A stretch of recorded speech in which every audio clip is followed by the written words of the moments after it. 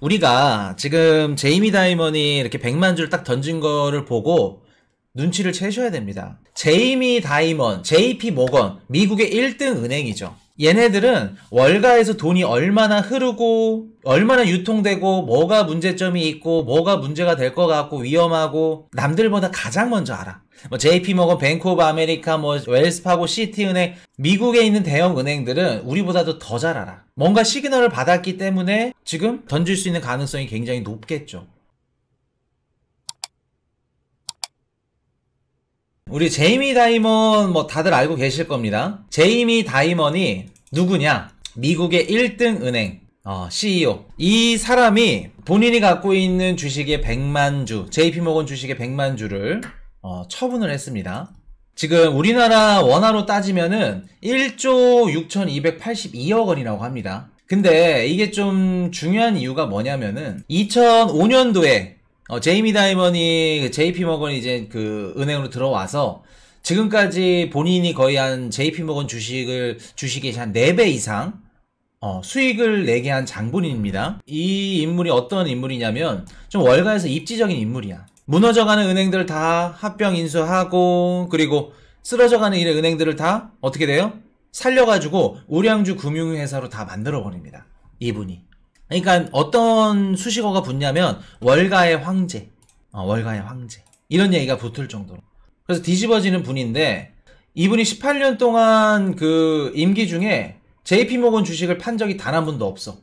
단 한 번도 판 적이 없는데 오히려 최저점에서 죽었죠. 3번이나. 2009년도에 우리 경기 대공황, 글로벌 금융위기, 2007 리먼 브라더스 쭉 무너지면서 이렇게. 그리고 리먼 브라더스를 또 그 베어 스탠스랑 이런 뒤집어지는 은행들을 합병한 애들이 JP모건입니다. 제이미 다이먼이 있었을 때. 그러면서 JP모건의 덩치가 계속 커진 거예요. 그리고 금융위기 때 JP모건 주가가 미친듯이 이렇게 바닥을 찍었죠. 보이죠? 이렇게 미친듯이 바닥을 찍었는데 그때 한번 삽니다. 그럼 JP모건이 위기에서 구해내는데 이런 식으로 쭉 가다가 2012년도에 JP모건 런던 지점에서 파생상품 거래를 하다가 손실이 뒤집어지게 일어납니다. 그 당시 62억 달러인가 그래요. 손실을 입었으니까 당연히 JP모건 주가가 쭉 떨어지죠. 폭락합니다. 이런 식으로 쭉. 그때 제이미 다이먼이 나와서 JP모건 그 주식을 매수하기 시작하죠. 두 번째 매수입니다. 요게. 그러면서 위기를 또 한 차례 넘겼죠. 자, 세 번째 2016년도 중국발. 그때 막 이제 베이징이고 뭐 상하이고 증시 막 조지 소로스가 홍콩이랑 막 이렇게 한다고 했을 때 환투기 막 던지고 잡아먹겠다고 했을 때 그 당시에 중국 증시가 굉장히 많이 빠졌고 막 중국이 경기 침체 들어간다 뭐 부동산은 뭐 어떻고 이것저것 막 힘들다 무너진다 하니까 당연히 에너지 가격이 급락하겠죠. 그래서 경기 침체, 중국 증시, 에너지 가격 급락 이 3박자가 다 몰렸을 때가 2016년도입니다. 그 당시에도 JP모건이 쭉 폭락했죠. 떨어졌죠. 그때도 제이미 다이먼이 매수를 해주기 시작합니다. 이렇게 세 차례 저점, 신기해. 귀신같이 저점을 딱 잡았어. 세 차례 이렇게 저점을 잡았는데 지금 JP모건 주가가 여기에 와 있죠. 여기서 본인이 갖고 있는 100만 주를 매각한다는 겁니다. 여기서. 자, 지금 여기 고점에서 매각하겠다는 거예요. 100만 주를. 본인이 갖고 있는 게 스톡 옵션까지 한 1000만 주 정도 돼요. 갖고 있는 주식이.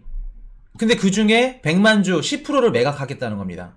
근데 용도 왜 매각하냐, 뭐 CEO 이제 퇴사할 거냐, 은퇴 뭐 자금 노후 준비냐, 뭐 이렇게 물어봤더니 아니다. 포트폴리오 다각화랑 세금 납부하려고 매각하는 거다. 근데 세금을 납부하는데 10%? 우리나라 원화로 1조 6,800, 한 6,200억 정도를 던질까? 그래 보이지는 않습니다. 우리가 합리적으로 의심만 해보면은 세금 내려고 10%를 던져? 지금까지 저점에 이렇게 잘 주워놓고? 자, 우리가 지금 제이미 다이먼이 이렇게 100만 주를 딱 던진 거를 보고 눈치를 채셔야 됩니다. 제이미 다이먼, JP모건, 미국의 1등 은행이죠. 얘네들은 월가에서 돈이 얼마나 흐르고 얼마나 유통되고 뭐가 문제점이 있고 뭐가 문제가 될 것 같고 위험하고 남들보다 가장 먼저 알아. 뭐 JP모건, 뱅크 오브 아메리카, 뭐 웰스파고, 시티은행, 미국에 있는 대형 은행들은 우리보다도 더 잘 알아. 뭔가 시그널을 받았기 때문에 지금 던질 수 있는 가능성이 굉장히 높겠죠. 그리고 최근에 제이미 다이먼이, 물론 이거는 이제 비관적이니까, 원래 뭐 제이미 다이먼, 뭐 그 레리 핑크, 미국의 이런 월가의 좀 입지적인 인물들은 원래 좀 비관적입니다. 뻥이 좀 심해요, 세요. 왜냐면 좀 이런 얘기들을 해야 인기를 끌지. 어떤 얘기를 했냐면 10월 13일 날, 이게 아마 실적 발표 때 금리 7% 넘을 수 있어. 그리고 수십 년 만에 가장 위험한 시기가 다가오고 있어. 이런 얘기를 합니다.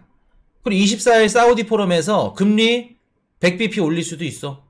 그리고 연준 경제 전망 틀렸어. 그리고 지금은 1970년대 스태그플레이션이랑 비슷해. 내년에 어떤 일이 일어날지 몰라. 유의해야 돼. 이런 얘기를 합니다. 물론 이분이 좀 비관적이에요. 그거는 깔아두고. 이런 얘기를 하면서 지금 전고점에 던졌어. JP모건 주식을. 그래서 우리가 좀 다방면에서 볼 수 있겠죠.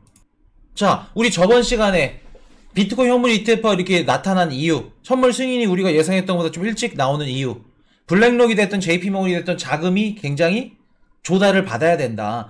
우리 지금 한국에 있는 대기업들도 대출이며 자금 조달 받으려고 지금 똥줄 탑니다. 발등에 불이 떨어졌어요. 그럼 미국도 매한가지 똑같다는 겁니다. JP모건이나 블랙록이나 뭐 내년 우크라이나 재건 작업, 요것도 필요할 거고, 뭐 이런저런 뭐 다양한, 만약에 내년 상반기에 중소형 은행들 무너진다 그러면 그거 인수할 돈도 필요할 거고, 뭐 그런 부분들을 생각할 수 있을 건데, 굳이 본인이 보유하고 있는 주식을 100만 주를 매각한다? 어떻게 생각하시나요? 던지는 이유? 소름 돋는 이유를 한번 말씀을 드려볼게요. 왜 던지는지. 지금 제이미 다이먼은 2023년도 미국의 경제 상황을 안 좋게 보는 겁니다. 일단 안 좋게 보는 거예요. 그리고 뭘로 생각을 하냐면 스태그플레이션. 스태그플레이션. 미국의 경제 상황은 내년에 스태그플레이션 장세로 돌아설 거다 라고 분석을 한 겁니다. 그렇기 때문에 10%를 이미 던진 거고, 이분도 막 뭐 20% 30%못 던져요.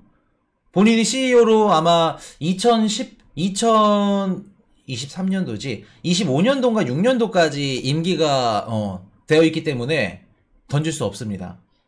그럼 제이미 다이먼이 내년에 뭐를 생각한 거냐면, 미국 스태그플레이션으로 갈 가능성이 높아 보인다.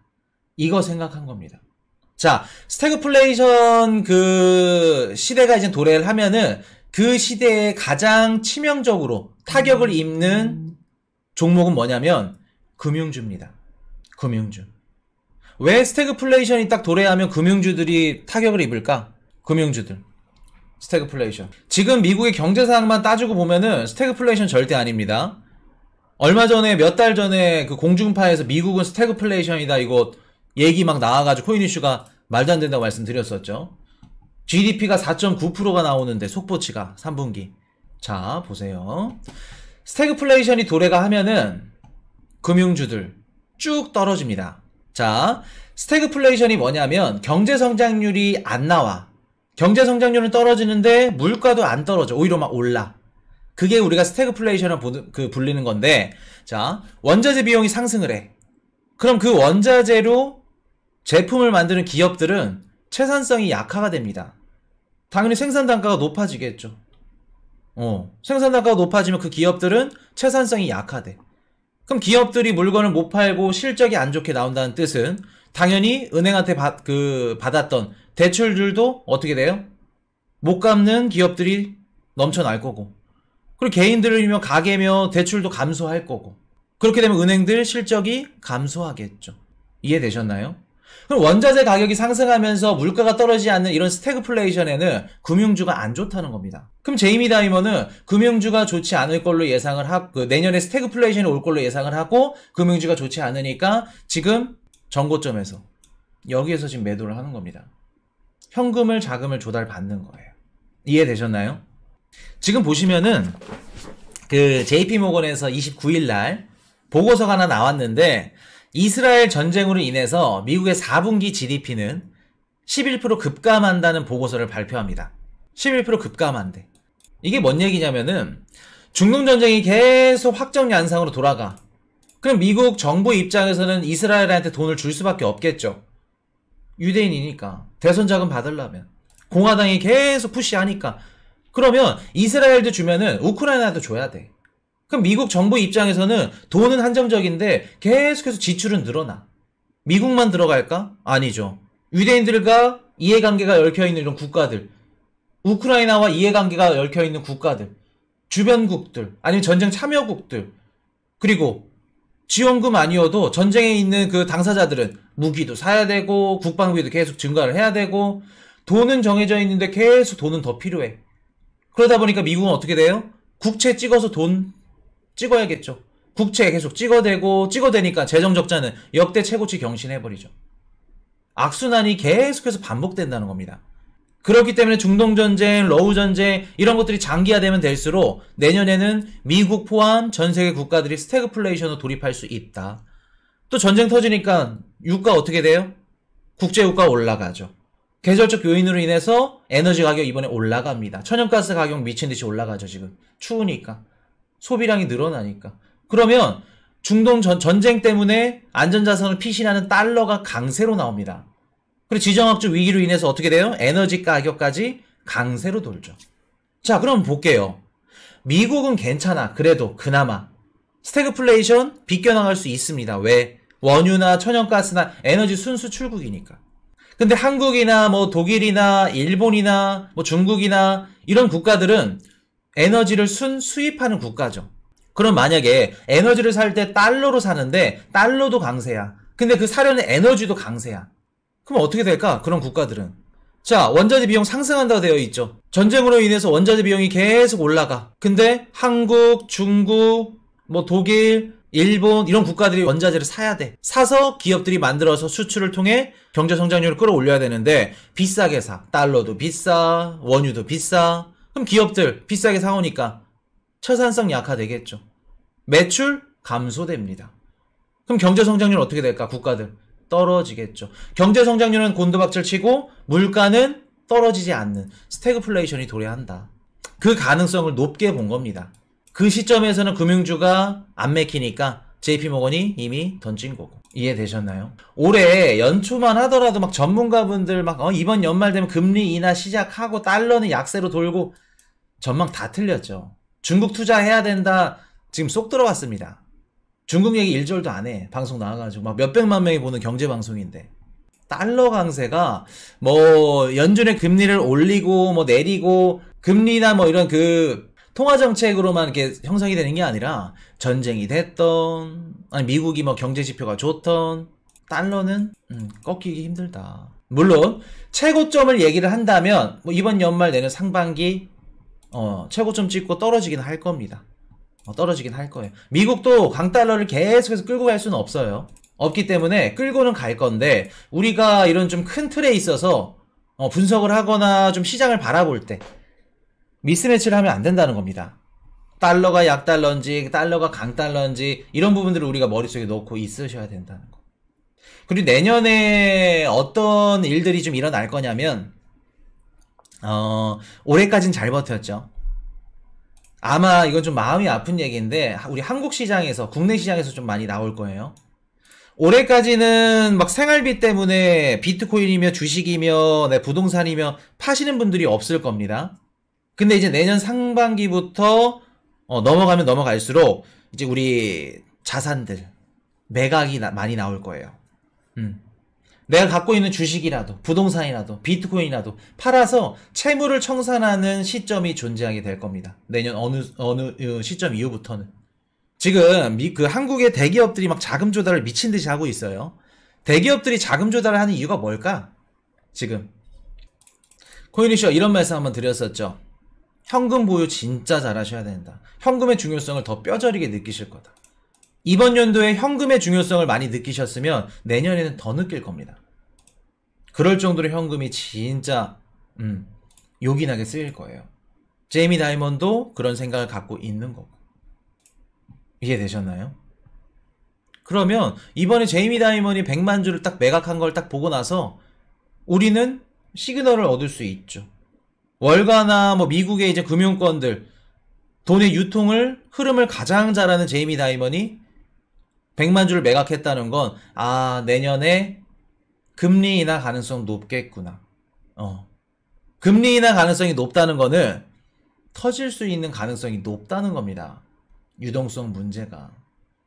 우리는 막 주식 투자하시는 분들, 뭐 비트코인 투자 막, 자산 투자하시는 분들 금리 인하만 기다리죠. 금리가 떨어져야 내가 갖고 있는 주식이 올라가고. 반대입니다. 금리가 떨어진다는 건 단기 금리가 쭉 떨어지면서 유동성 문제가 생길 수 있다는 거예요. 그거 지금 보고 있다는 겁니다. 그렇기 때문에 금리 인상기에는 JP모건이 지금 주가가 미친듯이 전고점을 찍어. 보이죠? JP모건 주가 전고점을 찍었습니다. 왜? 금리 인상 시기야. 원래 금리 인상 시기에는 은행주들이 좋아. 왜? 이자 마진이 좋기 때문에. 대신 이제 중소형 은행들은 좀 경쟁에서 밀리기 때문에 지역의 이제 리저브 은행들 좀 그 덩치가 작은 애들, 이런 애들은 좀 힘든데, 뭐 JP모건, 웰스파고, 시티은행, 우리가 이름만 들어도 알만한 이런 은행들은 수익이 좋습니다. 금리가 높아서 이렇게 좋아. 그러면 지금 팔았다는 거는 내년부터 금리 인하 들어갈 거야. 금리 인하 들어간다는 거고 유동성 문제가 터질 가능성이 높다는 걸 암시하는 거죠. 이제 좀 이해가 되시나요? 제이미 다이먼이 왜 매각했고 우리가 어떻게 해석을 하고 어떻게 풀어야 되는지, 내년에 우리가 뭘 준비해야 되는지, 딱 이걸로 하나 끝난 겁니다. 이해되셨죠? 스태그플레이션. Hey, I got a confession. Been losing all momentum. Just because it's easy, well, that don't make it better.